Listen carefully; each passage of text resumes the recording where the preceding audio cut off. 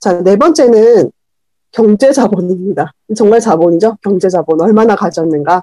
뭐, 돈, 주식, 부동산, 금, 연금, 보험, 뭐 이런 것들이 성공을 위한 경제자본이라고 합니다. 뭐, 돈이 전부는 아니지만, 돈이 많으면 좋다는 걸 부정할 사람은 없다고 생각합니다. 그래서 제가 또 책의 일부를 읽어드릴게요. 돈은 단지 욕구를 채워주는 수단에서 끝나지 않는다. 돈은 성과, 명성, 성공의 척도이기도 하다. 부루마블 게임처럼 경제자본이 경기력을 결정한다. 경제자본을 많이 가진 사람이 더 나은 지위를 포함해 모든 면에서 더 나은 패를 손에 쥔다. 가난한 사람은 주로 생계 유지에 돈을 쓰지만 부유한 사람은 교육, 미용, 휴식, 건강, 관리, 편의에 투자한다. 즉 경제자본이 있어야 여기서 얘기하는 문화, 지식, 신체 등의 다른 자본도 얻을 수 있다는 거죠. 그래서 돈은 많고 적고 보다도 돈을 다루는 방식이 품격을 결정합니다. 돈은 당신에게 무엇을 의미합니까? 라는 질문에 잠깐 생각해 보시겠어요? 여기 지금 함께 하시는 분들, 돈은 무엇을 의미하나요? 여러분에게. 떠오르는 단어가 있으신가요? 억만장자들한테 물어봤더니 돈은 본인들에게 독립이요. 네, 독립이요. 독립하고 싶으신 거죠. 독립성, 아이디어 실현 가능성, 이 독립이 자유, 독립과 자유. 굉장히 약간 이렇게 막 운동하실 것 같은데? 독립과 자유. 네. 억만장자들도, 네, 여유, 맞습니다. 그래서 돈이 정말 많은 사람들은 커피, 돈이 커피라고요? 어떤 의미인가요? 네. 여튼, 돈이 정말 많은 사람들은 독립성과 아이디어 실현 가능성, 안전. 정말 돈이 많은 사람들이 돈은 어떤 의미냐고 물었을 때, 독립성, 아이디어 실현 가능성, 안전. 이렇게 세 가지를 꼽았습니다. 물질 소비는 저 끝에 있었대요. 중요하지 않대요. 그러니까 돈으로 상품은 살 수 있는데 소양은 살 수 없어요. 그렇죠? 아마 이 억만장자들의 이 생각은 아마 이미 그런 문화적인 아비투스는 좀 갖춰져 있기 때문에 이렇게 이야기를 할 수 있지 않았나 하는 생각이 들어요. 그래서 문화 아비투스와 경제 자본의 균형이 필요합니다. 그러니까 속된 말로 졸분 거죠. 그러니까 경제 자본은 많은데 내가 쌓아놓은 문화 아비투스가 없는, 그러니까 정말 타고난 그런 집안, 부유한 집안의 사람들을 따라갈 수 없는 그런 차이가 여기서 벌어지는 건데, 문화 아비투스뿐만 아니라 돈은 6가지 자본을 위해서 쓰여져야 한다고 이야기를 해요. 그래서 제가 다 연결이 돼 있더라고요. 이건 읽어드릴게요. 넉넉한 통장 잔고는 심리 자본을 강화한다. 우리는 안전하다고 느끼고 인생이 두렵지 않으며 더 나아가 만족감을 느낀다. 돈이 많으면 그렇답니다. 추가 교육에 소비된 돈은 지식 자본을 늘린다.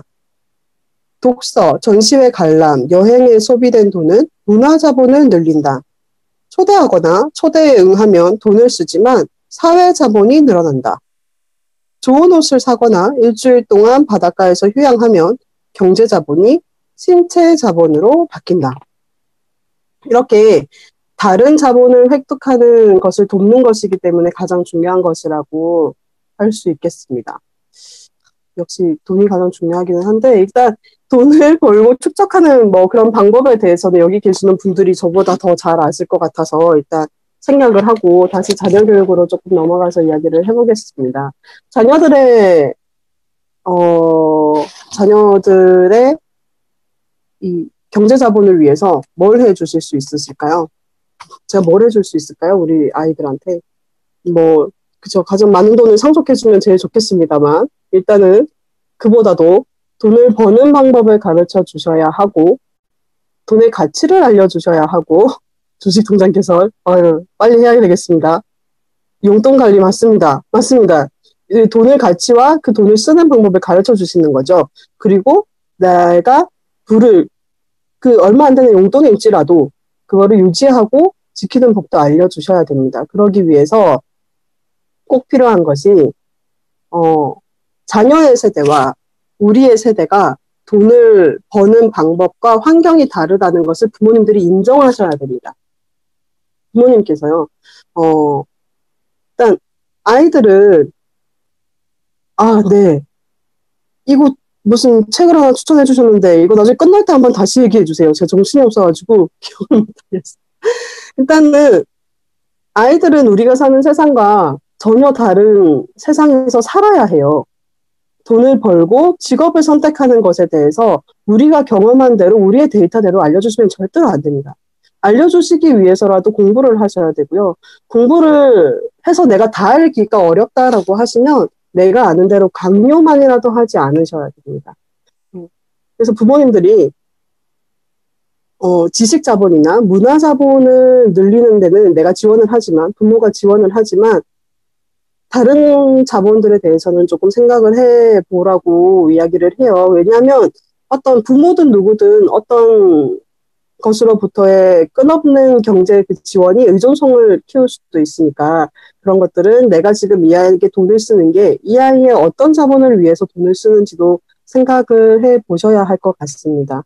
그래서 아이들이 자기 힘으로 좀 돈을 벌고 또는 용돈을 모으고 하는 일이 심리 자본을 강화시켜 줄 수 있는 일이라고 해요. 그리고 또 가능성을 더 열어주기도 하고 해서 저는 여튼 이 부분을 읽으면서 지원을 어디에 어떻게 하는 것이 자녀의 아비투스를 향상시키는 데 도움이 될지 고민을 해봐야 되겠다는 게 가장 큰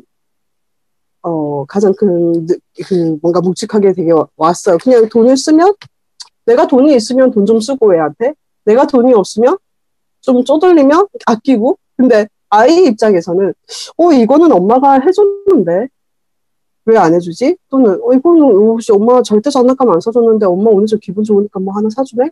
이런 데이터가 쌓이면 안 된다는 거죠. 제 어머니는 제가 대학교를 갈 때 대학생이 되면 보통 부모님들이 학비를 해주시잖아요.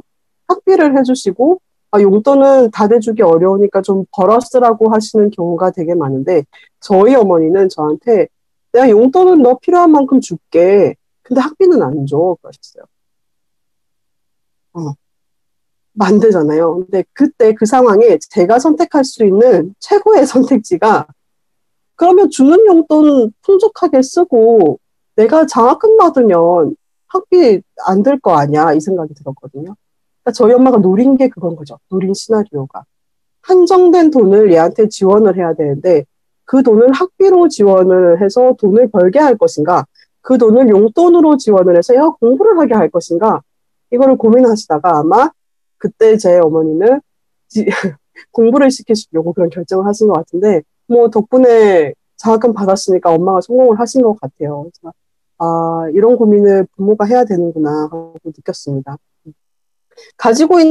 여러분들 가지고 있는 경제 자본이 너무너무 충분해서 더 이상 이제 필요 없다, 조도 안 한다라고 생각하시는 분은 안 계실 것 같은데, 경제 자본을 더 얻기 위해서 고민을 하실 때에는, 내가 가능한가? 과연 가능한가? 이게 될까? 이 고민이 아니라 오로지 어떻게만 고민을 하면 됩니다. 이 내용은 이 책보다도 더 플러스나 해빙이나 시크릿이나 이런 류의 책들에 더 많이 있는 내용이에요. 그 내용을 여기도 잠깐 이야기를 했는데 아이에게도 그래서 엄마 나는 꿈이 뭐 백만장자야 뭐 할 거야 뭐 부자가 될 거야 나는 빌딩을 살 거야 뭐 이런 말을 할 때 야 너 그게 될 거를 가능하다고 보니? 이게 아니라, 그래. 어떻게 하면 될까? 어떻게를 계속 질문을 해 주시기 바랍니다. 다섯 번째는 신체 자본이에요. 제가 말하기가 제일 가장 부끄러운 자본입니다. 건강, 외모, 체력, 젊음, 체중 같은 생물학적 특징, 신체와 정신을 대하는 태도가 신체 자본입니다. 뿐만 아니라 어떤 나의 특징과 내 계급을 표현하는데 가장 많이 이용되는 것이 복장입니다. 옛날부터 신분에 따라 복장이 달랐고, 요즘에는 기업마다 리더들이 자기 어떤 스타일이나 복장으로 그들의 가치관, 자기 기업의 가치관을 나타내고 있잖아요. 그래서 복장도 가장 중요한 신체 자본입니다. 또 일부를 좀 소개를 해드리자면, 우리는 몸을 단지 껍데기로 취급하지 않는다. 오늘날 우리가 꾸미고 연출하는 이유는 우리 안에 들어있는 것을 세상에 알리기 위함이다. 내가 내 안에 들어있는 것을 가장 짧은 시간에 효율적으로 표현할 수 있는 게 신체 자본이라는 거죠. 정말 가장 효율적으로 내 내면을 표현할 수 있는 것. 이게 신체 자본인데, 어떤 상대의 신체를 보면 이 사람이 자기 자신과 잘 지내는 사람인지, 또 돈이나 뭐 취향, 더 나아가 이 사람의 권력이 어느 정도 있는지 짐작을 할 수가 있어요. 외모가 잘 가꾸어진 사람이 사실 매력적이잖아요. 그렇죠? 근데 이게 외모지상주의라서가 아니라 그런 사람이 부지런하고 자신을 사랑한다고 할 수 있기 때문인 거죠. 그렇습니다. 씁쓸하네요, 저는. 더 노력을 해야 될 부분이긴 한데, 정말 부끄럽습니다만, 어쨌든, 매력적인 외모, 이 신체 자본이 삶을 더 편하게 해주는 건 사실입니다. 이 책에 어떤 식으로든 잘생겼고, 올바르게 행동하면 기회가 증가한다. 이런 관련성을 무시하는 사람은 자신을 속이는 것이다. 라는 문장이 있어요. 저는 지금 저를 속이고 있는 거겠죠? 여기는 저 같은 분들은 없으시겠죠? 그리고 매력적인 이 신체 자본이 그때그때 이득을 보는 것으로 끝나는 게 아니라 모든 긍정적인 경험이 아이 아비투스의 각인이 돼서 자율성, 자주성을 강화한다는 것에 좀 집중을 해야 될 것 같아요. 그러니까 사실 뭐 억울한 일도 많기는 합니다만 여튼 신체 자본이 잘 가꾸어진 아이들이 더 좋은 기회를 얻는 경우는 많잖아요. 뭐 아이들이 뭐 학예 발표회를 할 때라든지 뭔가 여튼 그런 긍정적인 경험들이 결국 이 아이의 아비투스 심리 자본에 영향을 준다는 거죠. 자, 우리 아이의 이 신체 자본을 위해서 노력해야 할 부분은 아이들이 먹는 거, 습관, 식습관, 그리고 행동하는 습관을 부모를 닮을 수밖에 없어요. 뒤에 언어 자본을 얘기하면서도 잠깐 또 다시 얘기를 할 텐데, 때문에 부모가 먹는 거, 운동하는 거, 스스로 자신을 가꾸는 모습, 신체를 대하는 태도를 아이들이 따라가게 됩니다. 그래서 부모가 건강한 생활 습관을 갖는 게 중요한 거죠. 오늘 제가 오늘 하루 종일 제가 되게 프리하게 있다가 제가 한 7시 반쯤에 화장을 했거든요. 이게 저희 아이들이 쳐다보더라고요. 와가지고 도대체 엄마가 왜 이러나 우리 엄마가 화장하는 모습 잘 볼 수가 없는데 이렇게 쳐다보는 걸 보고 내가 가꾸는 게 어색할 만큼 이 아이들에게 보여지지 않는 모습이구나라는 좀 생각이 들었어요. 그래서 가꾸는 모습을 좀 보여주시는 것도 좋을 것 같고 그리고 내 몸을 가꾸는 것만큼이나 복장도 중요합니다. 하는 일과 위치에 따라서 자신에 맞는 복장을 갖추는 것도 신체 자본입니다. 이 부분에서 제가 제 선배가 생각이 났어요. 제가 아는 선배 중에서 포항에서 온 선배가 있어요. 그 선배가 어린 시절부터 살았던 마을이 포항제철에 다니시는 분들이 모여 사는 그런 이제 아파트 단지였어요. 그러니까 그 마을 자체는 포항제철에 다니는 부모님이 있거나 아니면 자기가 포항공대에 다니거나 이런 사람들밖에 안 사는 그런 동네였대요. 그래서 되게 재밌는 스토리가 많던데 그중에 제가 기억이 남는 게 그 동네 사람들은 영화 보러 극장 갈 때 그냥 영화관 있잖아요. 영화 상영관 영화 보러 갈 때 옷을 차려입고 갔대요. 옷을 갖춰 입고 갔대요. 양복을. 안 웃기시나요? 나 되게 웃겼는데. 아니 영화관 가면서 사실 이렇게 옷 차려입고 가기 힘들잖아요. 그래서 되게 웃었는데 그게 가만히 생각해보면 그 시절에 한 80년대 90년대 초반이었겠죠. 그 시절에 경제자본과 문화자본을 누리던 그 계층의 사람들이 표현을 할 수 있었던 신체 자본인 거예요. 그리고 이제 그 대학생 때도 그 선배가 보게 되면 뭐 좀 남다르다 생각될 정도로 애티튜드가 있었거든요. 매너도 있고 배려심도 있고 자신감 넘치고 지금도 돈 잘 벌어요.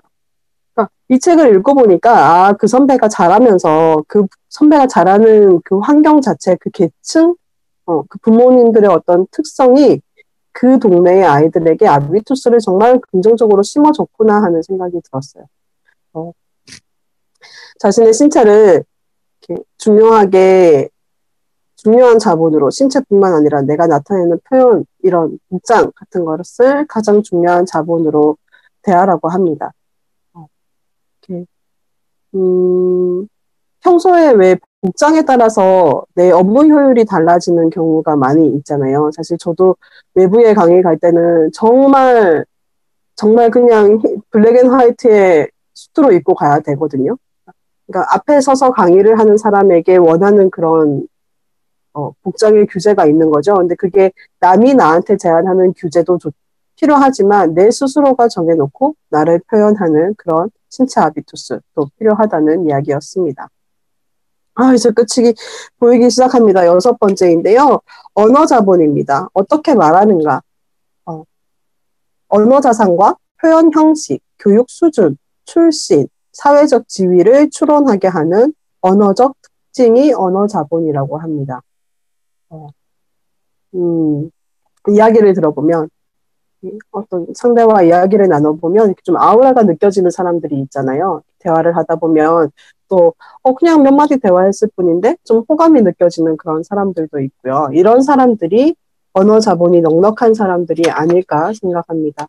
내가 쓰는 언어가 내 지위를 드러내요.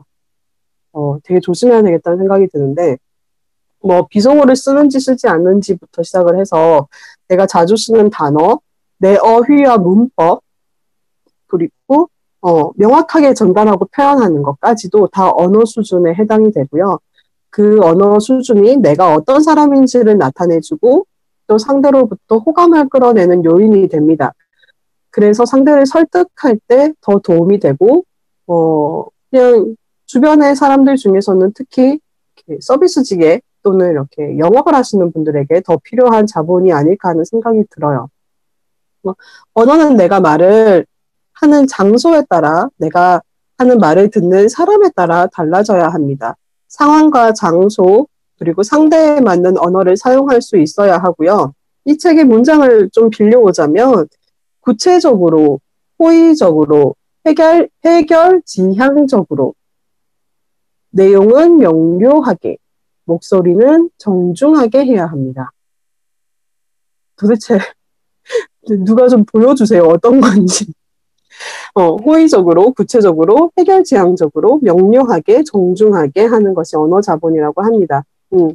우리나라 속담에 그런 말이 있잖아요. 말 한마디로 천냥빚을 갚는다. 거꾸로 말했네.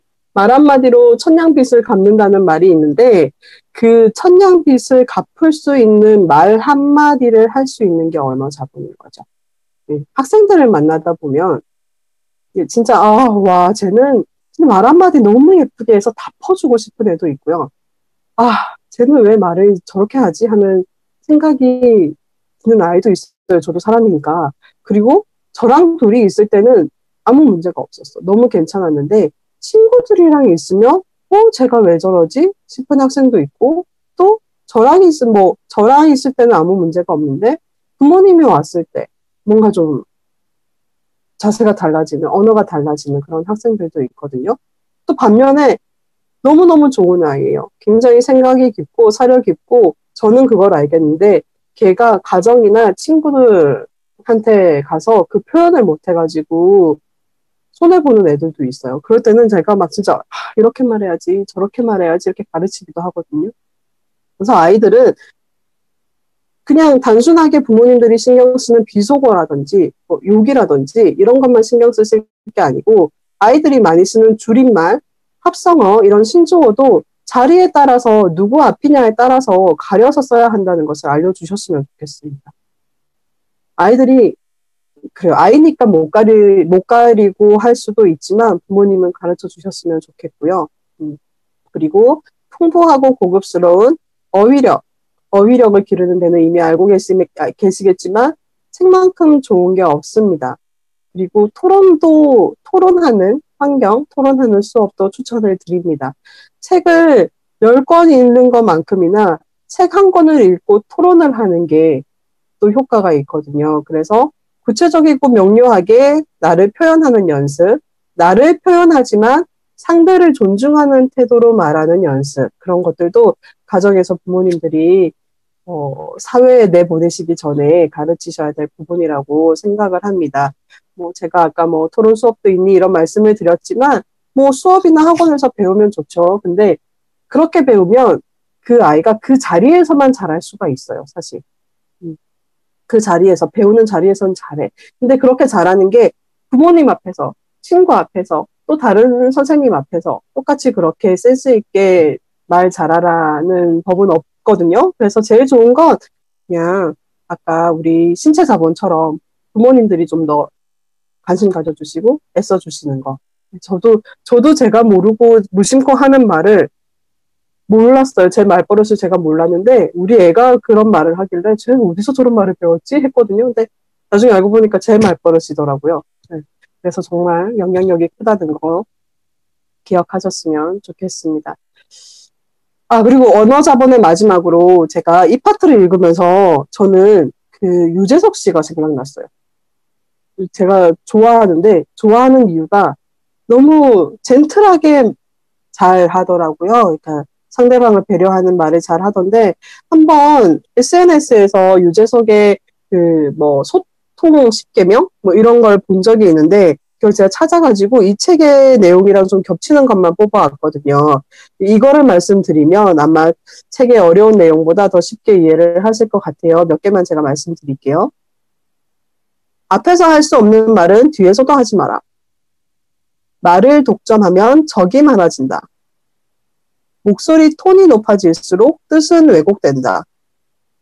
귀를 훔치지 말고 가슴을 흔드는 말을 하라. 칭찬에 발이 달려있다면 험담에는 날개가 달려있다입니다. 이 내용들이 쉽게 풀어서 이야기를 했지만 사실 이 책에서 이야기하는 언어 자본에 대한 이야기였습니다. 마지막입니다. 오, 드디어 마지막입니다. 7번째, 사회 자본이에요. 누구와 어울리는가? 내가 어울리는 사람이 나의 자본이 된다는 거죠. 사회적 관계망, 사회 자본을 통해서 지원도 얻고 명성도 얻고 정보도 얻을 수가 있습니다. 제가 책에서 하나만 읽어드릴게요. 사회적 관계는 문화, 재정, 사회적으로 우리를 앞서게 한다. 출시는 내장된 프로그램이다. 하지만 우리는 그것을 뛰어넘어 자신의 힘으로 사회 자본을 축적한다. 출신을 뛰어넘어 좋은 인생을 뒷받침할 관계망을 직접 구축할 가능성이 그 어느 때보다도 높아졌다. 이 책 말고도 다른 책에서 읽었거든요.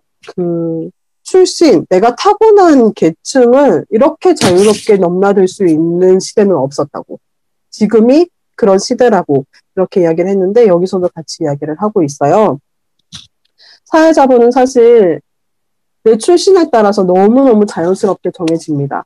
내 부모의 직업, 내 친척들의 직업이 나의 미래에 영향을 크게 미치죠. 다행스럽게도 여기서 벗어날 수 있다는 게 또 그런 노력을 하면 된다는 게 다행인 건데 그러기 위해서는 계속 배워야 하고 훈련해야 하고 내가 원하는 그 자리에 있는 사람들을 찾아가서 어울리려는 노력을 해야 합니다. 멘토라고 표현하면 좀 쉽겠죠. 스스로 멘토를 찾고 그의 옆에 설 수 있는 사람이 되도록 끊임없이 노력하면 내 출신 아비투스에서 벗어나서 상류층으로 갈 수 있습니다. 눈치채셨을까요? 사회자본을 구축하기 위해서는 지금까지 이야기했던 심리자본, 문화자본, 지식자본, 신체자본, 언어자본이 다 필요합니다.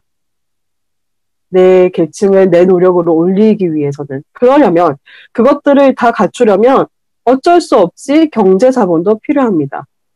이렇게 보면 너무 막막하잖아요. 내가 지금 하나의 아비투스, 하나의 자본도 너무 어려운데 이거를 다 갖춰야 하니까. 네.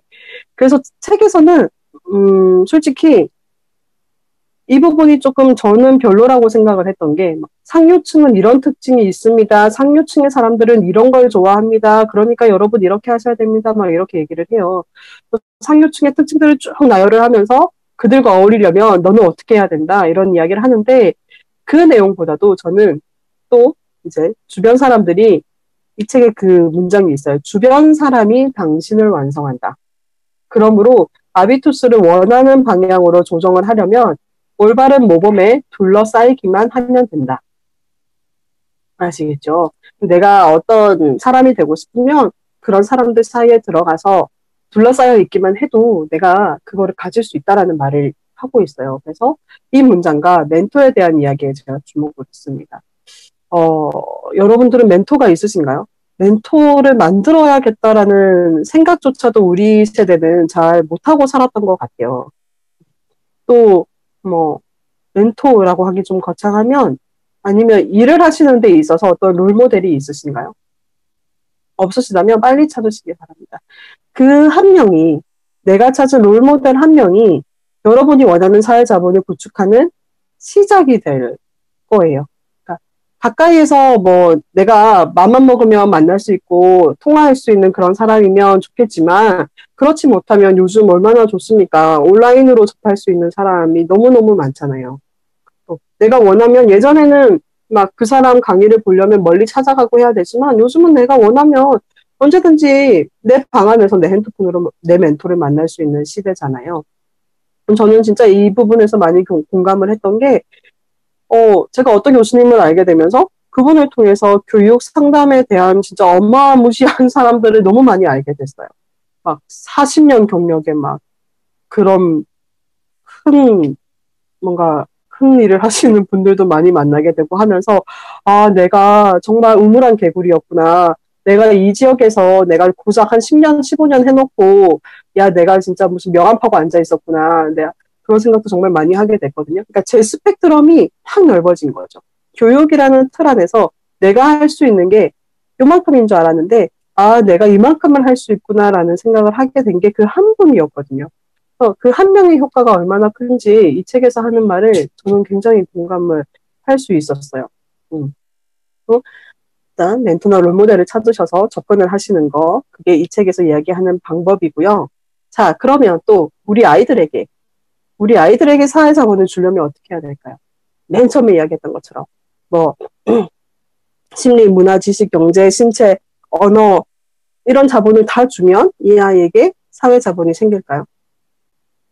뭐 생기겠죠. 돈 많고, 그쵸. 아이가 이렇게 성공을 한다면 생기겠지만, 그 전에, 지금 내일부터, 오늘 밤 자고, 오늘 밤 주무시고, 내일부터 내가 이 아이의 사회자본을 위해서 노력할 수 있는 것은, 여러분들이, 부모님들이 자녀들에게 롤모델이 되어주시는 거죠. 네. 감사합니다. 네. 여러분들이 롤모델이 되어주시면 제일 좋겠습니다. 아, 이 말이 근데 진짜 하면 할수록 너무 어려운 일인 것 같아요. 왜냐하면 내가 낳은 내 자식이 나를 너무 잘 아는 내 새끼가 매일매일 나를 보고 내 흠을 다 아는 내 자식이 내가 롤모델이라고 말해줄 수 있도록 하는 거. 그건 정말 너무 어려운 일이거든요. 진짜 너무 존경받는 부모가 되는 것. 이게 정말 어려운데 여튼 뭐 그게 제일 좋지만 어려우니까 그러면 여러분들 롤모델로 삼을 만한 사람을 먼저 찾아주시면 그 아이에게 굉장한 동기부여가 될 것 같아요. 뭐 그 아이가 원하는 직업에 해당되는 사람도 좋고요. 아니면 이웃에 있는 사람도 좋습니다. 책에 이 문장이 있어요. 좋아하는 이모가 슈퍼마켓 계산대에 앉아 있느냐 아니면 자동차 기업 아우디의 전략팀에 앉아 있느냐가 이 어린 조카의 아비투스에 영향을 미친다. 영향력이 있는 사람들과 가까이 지낼 수 있는 기회를 만들어 주신다면 아이는 자연스럽게 네트워크를 형성하고 다양한 경험을 할 수 있는 기회를 자기가 직접 얻을 거예요. 저는 직업상 학생들에게 네, 7가지 자본 지금 불러드릴게요. 심리자본, 문화자본, 지식자본, 경제자본, 신체자본, 언어자본, 사회자본입니다. 일단 맨 뒤에 안 보이네. 제가 나중에 사진 올려드릴게요. 그래서 저는 직업 때문에라도 아이들에게 부모 다음으로 가장 가까이 있는 어른이거든요. 근데 더 무게가 좀 커지더라고요. 그냥 하나 이렇게 가르쳐주는 선생으로서가 아니라 내가 이 아이들에게 자주 노출이 되는 어른들로서 과연 내가 롤모델이 될 만한가 하는 생각이 들었어요. 그리고 저는 또 학생들에게 내가 롤모델이 될 수 있다면 자연스럽게 내 아이에게도 롤모델이 될 수 있지 않을까 하는 생각도 했습니다. 그래서 아이의 롤모델이 되는 부모, 아이에게 존경받는 부모가 되시기를 바랍니다. 자본들이요, 다 연결이 되어 있어요. 어느 하나가 없이 나머지 6가지가 뛰어날 수 없고요. 반대로 6가지가 뛰어난데 하나가 없을 수가 없어요. 다 연결이 되어 있더라고요. 그래서 이 책을 읽으면서 또 제가 들었던 생각은 자본 아닌 게 없구나. 돈만 자본인 줄 알고 살았는데 내 옆에 있는 이 이웃이 자본이고 개인적으로는 이 방에 와 계시는 이 분들이 저한테 자본인 건데 내가 이걸 자본으로 삼고 살지 않았다는 게 좀 반성이 됐었고요. 그래서 건강도 정말 건강 운동해라 운동해라를 옆에서 외쳐주시는데 그게 자본인 줄 모르고 있었던 거 그런 것들이 좀 이 책을 읽으면서 많이 와닿았습니다. 그래서 오늘 아비투스 이 북코칭은 인간의 품격을 결정하는 7가지 자본을 얻기 위해서 내가 어떤 노력을 해야 될지 그리고 나의 자녀가 이 자본을 가지고 이 자본을 두둑하게 얻어서 살아가게 하려면 내가 어떻게 해야 할지에 대해서 좀 이야기를 해보았습니다. 1시간이 넘어가네요, 결국. 네. 좀 길어진 것 같은데, 오늘 어쨌든 제가 부모 코칭으로 접근을 했으니까 마지막으로 부모님들께 한 가지만 부탁을 드리고 마치겠습니다. 이건 제가 학원을 할 때도, 이제 이렇게 입시 코칭 이런 거를 하고 나면 마지막으로 꼭 드렸던 말씀인데, 새로운 시대에 우리 아이들에게 요구되어지는 게 너무너무 많습니다. 정말 너무너무 많습니다. 어머니들이 알고, 부모님들이 모르고 계셔서 그렇지, 그걸 알고 보시면, 저 솔직히 그런 생각해요. 야, 내가 고등학교 다닐 때 편했지. 지금 얘네처럼 고등학교 다니려고 그러면 난 진짜 못 다니겠다 하는 생각이 들 정도로 너무 많아요. 그 중에는 분명히 부모의 욕심도 있어요. 부모님들의 욕심도 있을 겁니다. 근데 변화하는 시대에 맞춰서 노력을 해야 되는 건 아이들이나 부모님이나 마찬가지예요. 근데 왜 그 노력을 아이들에게만 실으시냐. 그 아이들이 노력을 해야 한다면 부모님도 같이 하셔라라고 말씀을 드리거든요. 아이들에게 요구하고 싶은 게 있으시다면 부모님이 먼저 하셨으면 좋겠습니다. 부모님이 할 수 없는 것도 분명히 있어요. 다시 대학 가실 수 없고, 다시 뭔가 이렇게 하실 수 없는데, 부모님이 하실 수 없는 거라면 그 아이가 그 과제를 수행할 때 적어도 옆에 계셔 주셨으면 좋겠어요. 공부하는 책상 앞에, 그럼요. 이렇게 이게 바로 자녀를 위한, 그죠? 자녀의 아비투스를 위한 노력인 건데, 그러니까 공부하는 책상 옆에 앉아 계시라는 말이 아니고요. 정말 1번으로 넘어가서 심리 자본. 아이가 뭔가 내가 도전하고 할 때 내 부모가 나를 사랑하고 내 부모는 내가 실패해도 내 편일 거야 라는 생각이 좀 들게끔 해주시는 거. 그거는 정말 제가 부탁드리고 싶습니다. 이렇게 부탁드리는 말씀을 하면서 저한테도 이야기를 하는 거거든요, 사실은. 네, 저도 자녀에게 그런 부모가 되겠다는 이야기를 한 번 더 하는 겁니다. 자, 지금 제 화면에 센터에 셀리님의 딸이 보이는데 이렇게 같이 들어주는 모습이 굉장히 고맙기도 하고 참 부끄럽기도 하고 죄송하기도 하고 그렇습니다. 자, 북코칭 오늘 준비한 내용은 여기까지입니다. 다음 달은 22일이고요. 하버드 행동력 수업이라는 책으로 준비를 하겠습니다. 지난달에 했던 원워드와 오늘 이 아비투스 중에서 심리자본과 지식자본 이 2가지를 자기 것으로 만드는데 도움이 될 만한 책인 것 같아서 1, 2, 3월이 약간 연장선상에 있을 것 같아요. 그래서 오늘은 여기까지 이야기를 나누고 혹시나 제가 지난달에 질문 안 받았다고 욕먹었거든요.